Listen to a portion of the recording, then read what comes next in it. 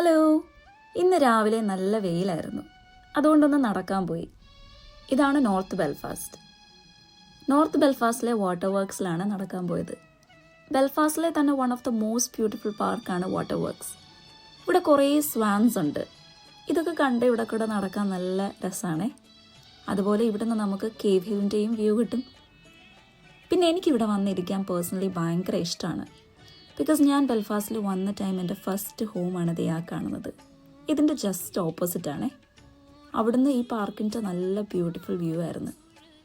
നമ്മൾ ആദ്യമായിട്ട് വേറൊരു രാജ്യത്ത് വന്ന് നിൽക്കുന്ന പ്ലേസ് ഒരിക്കലും നമുക്ക് മറക്കാൻ പറ്റത്തില്ലല്ലോ.